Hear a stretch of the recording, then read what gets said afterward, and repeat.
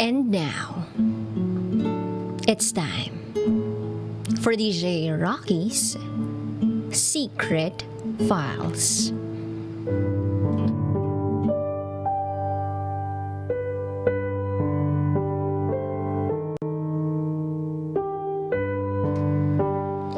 Nahuli ko ang mister ko at kapatid ko na naghahalikan.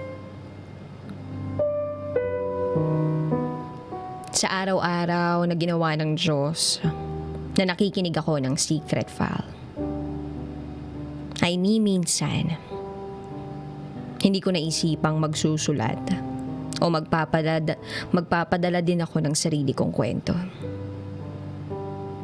Hanggang sa eto na nga, mabigat ang nararamdaman ko.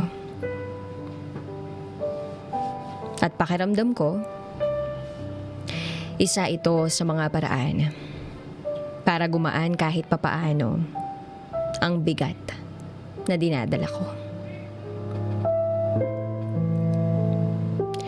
Itago niyo ako sa pangalang Teresa. 25 years old. Wala nang magulang. Sumakabilang buhay na. Kaya kaming dalawa ng kapatid ko, kami na lang magkasama sa buhay. Itago na lang natin sa pangalang Tony ang kapatid ko. 2 taon lang ang agwat ko sa kanya. Nag-working student ako para makatapos ng pag-aaral at para na rin mapag-aral ko si Tony. Kahit na may mga pagkakataong wala na akong tulog at pahinga, hindi ko yun ininda kasi ayaw kong pabayaan ang kapatid ko. Ayaw ko rin siyang matulad sa iba na napariwara simula nang nawalan ng magulang. Kaya sinikap kong makapagtapos ng pag-aaral. Gayon din mapagtapos siya ng pag-aaral. Naalala ko pa noon, madalas, tampulan ng tukso ang kapatid ko sa eskwelahan. May puntong kinakailangan kong pumunta sa school niya dahil tumawag sa akin ang guidance counselor at sinasabing may kaaway ang kapatid ko na kaklase niya. Muntikan na daw itong magkasakitan. Buti na lang daw, napansin ng teacher at naawat sila. Pagkatapos ng eksenang yun, napansin ko na tahimik na lang ang kapatid ko.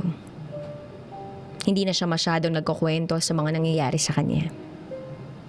Sinubukan ko siyang kausapin ng masinsinan, pero wala akong nakukuhang matinong sagot mula sa kanya. 15 pa lang yata siya noon. Tapos isang araw, nakakita ako ng maraming gamot sa drawer niya. Ang sabi niya vitamins. Nagmamadali na ako noon kaya kailangan ko nang umalis ng apartment namin dahil papasok na ako sa trabaho. Siya lang ang naiwan sa apartment. Dumating ako sa bahay na tulog na lang siya. Ginigising ko siya at sinasabihang kakain na pero hindi siya nagigising. Doon na ako kinabahan. Isang buong araw siyang tulog. Ilang oras pang lumipas, nagising na siya. Sa awa ng Diyos. Isinugod ko siya at ipinacheck sa doktor. At ang sabi, kumonsulta daw kami sa psychiatrist dahil baka may depresyon ang kapatid ko. Hindi ko akalain na sa isang gabi lang o sa isang araw lang ay iinumin niya lahat ng 12 perasong gamot na iyon. Maraming nangyari noon. Napag-alaman ko sa mga session niya na depress nga ang kapatid ko. Kasi nilalait siya sa eskwelahan. May itsura naman ang kapatid ko. Tahimik nga lang. Pero kapag nakagaanan mo na ng loob, kusa na itong dadaldal.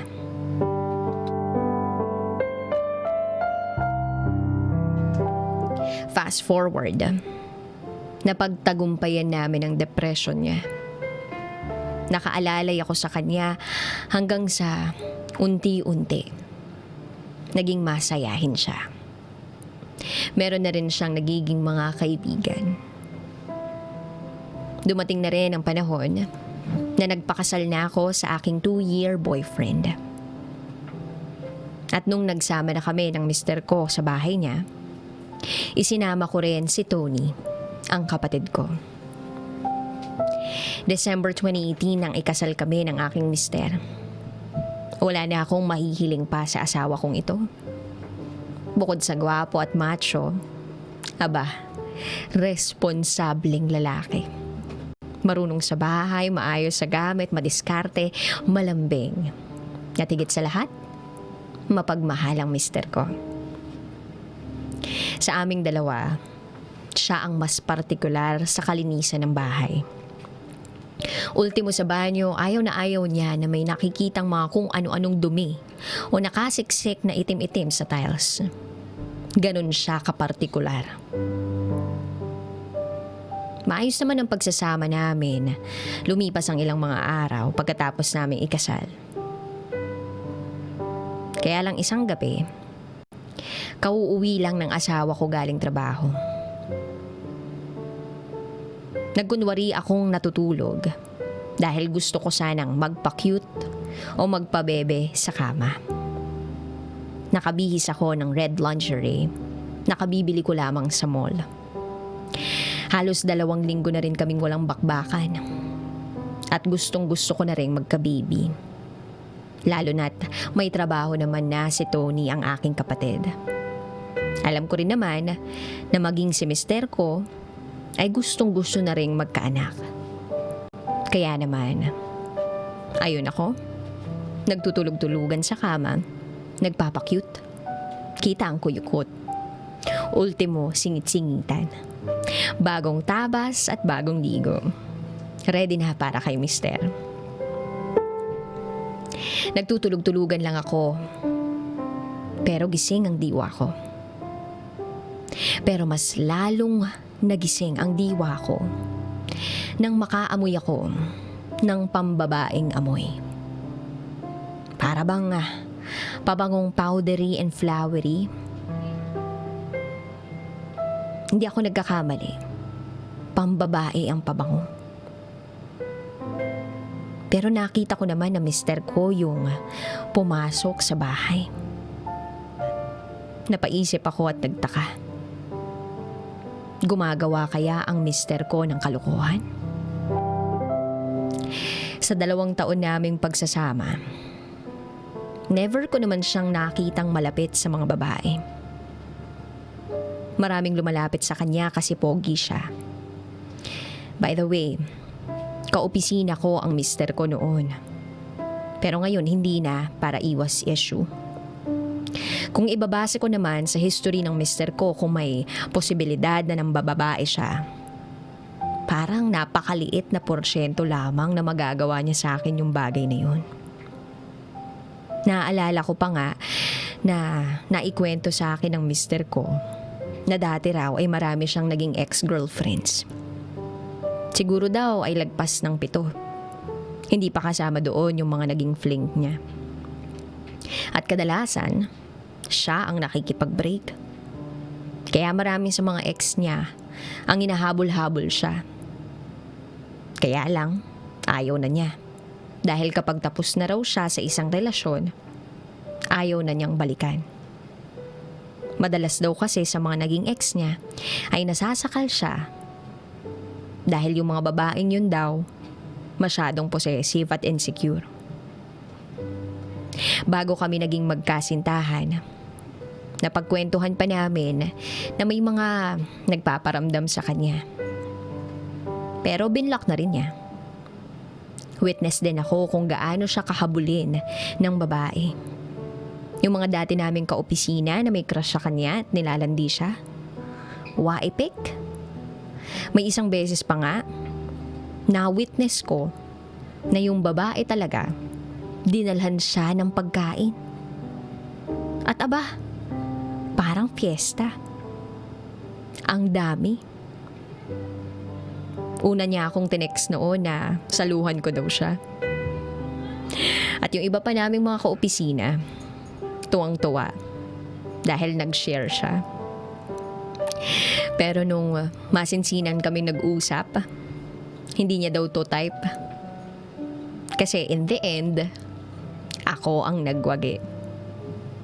Matagal-tagal din kami magkaibigan noon bago niya ako ligawan at bago siya magtapat ng damdamin para sa akin. Kaya naman, siya na rin talaga ang napili ko. Hindi lang dahil sa naging kaibigan ko siya o kaibigan ko siya, kundi dahil alam ko na hindi siya malandi.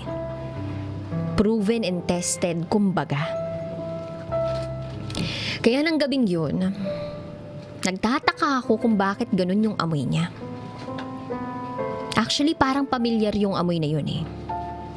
Naaamoy ko rin yun sa kwarto ng kapatid ko.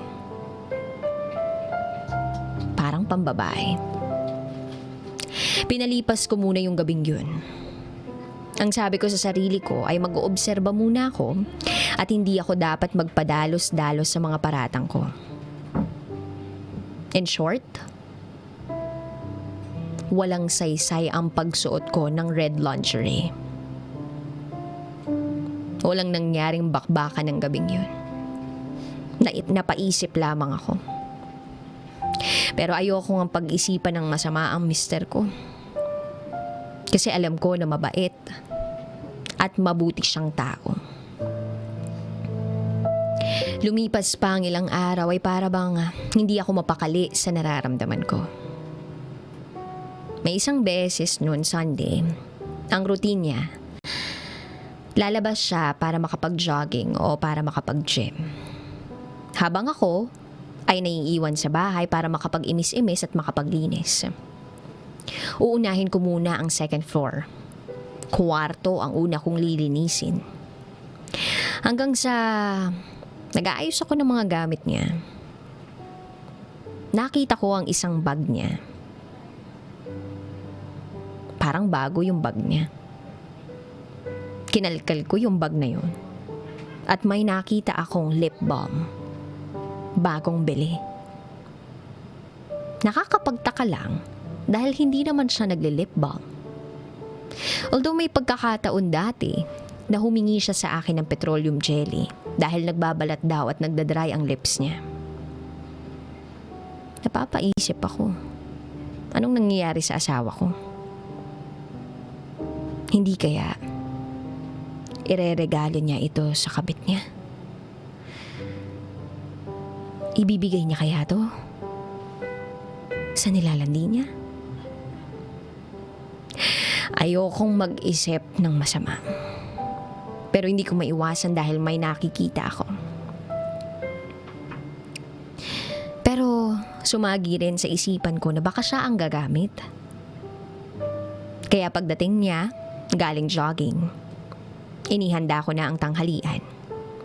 Wala ang kapatid ko noon, si Tony, gumala.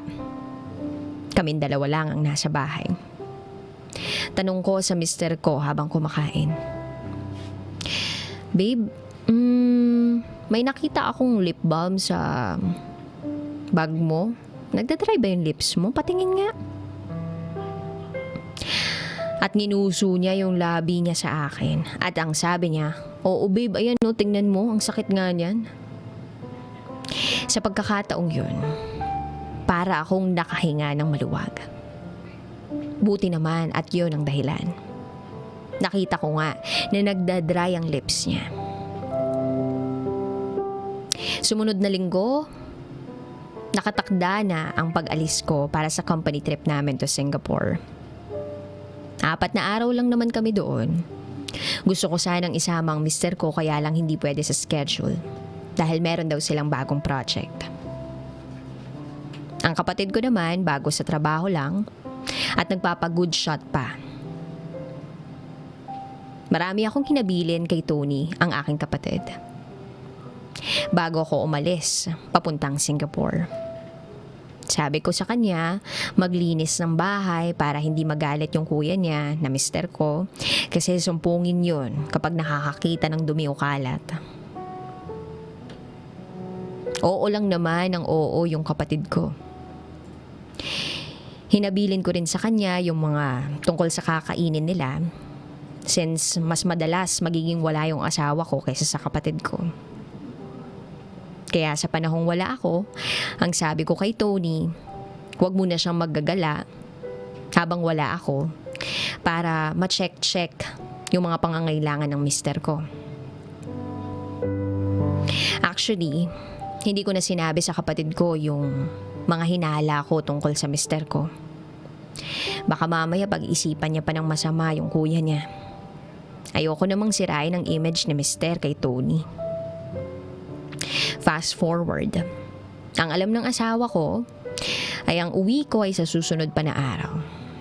Pero ang totoo niyan, uuwi na ako ng araw na yon. Excited na ako. Medyo delayed nga lang yung biyahe ko, yung flight ko, pero at least nakarating pa rin ako. Ang dami kong pasalubong. Dahan-dahan kong binuksan ang pinto ng bahay namin. Gusto ko sana siyang sorpresahin. Naririnig ko na nakabukas ang TV sa sala. Nang tuluyan ko nang mabuksan ang pinto, halos gusto kong ibato lahat ng mga gamit na nakikita ko sa pagkakataong yun. Dahil lang napadako ang tingin ko sa kusina. Doon ko nakita at nahuli na naghahalikan ng kapatid ko at ang mister ko. Gusto kong masuka sa nakita ko. Parehas pa silang walang pang-ibabaw. Nanlalambot ang tuhod ko sa eksenang nakikita ng dalawang mata ko. Naka-boxer shorts sila parehas. Naibagsak ko ang bag ko at mga susi ko na dahilan na matigil sila sa kaso-kasokang ginagawa nila. Pagkakita nila sa akin, nanlaki ang mga mata nila. Lalong-lalo na ng asawa ko. Para bang gusto niyang mag-explain sa akin. Nanginginig ako.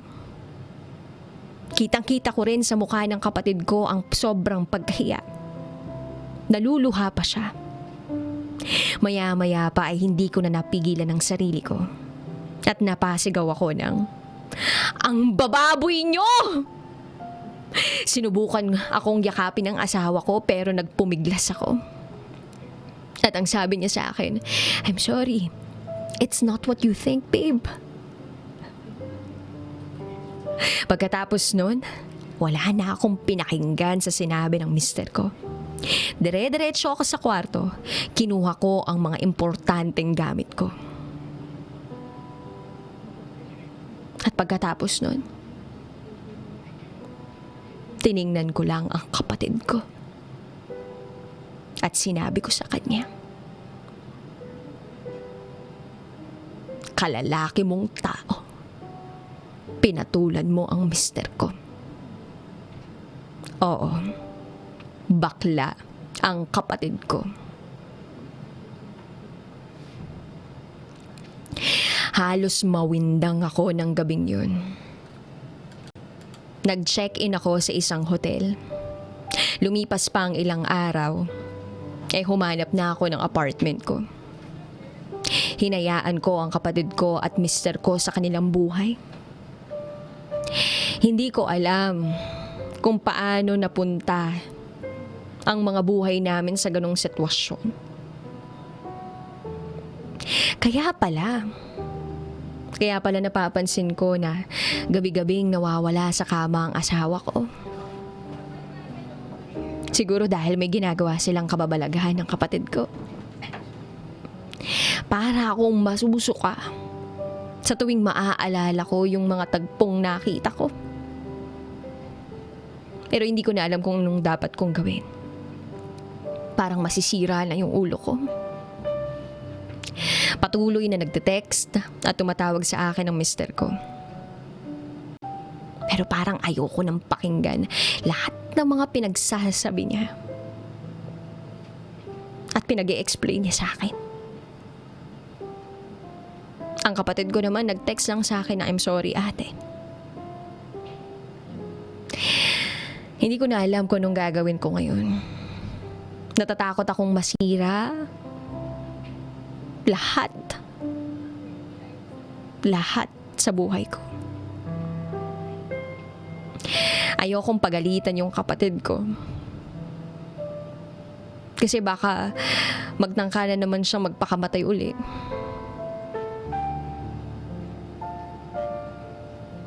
Hindi ko rin kayang hiwalayan yung asawa ko. Ano bang mabuti kong gawin?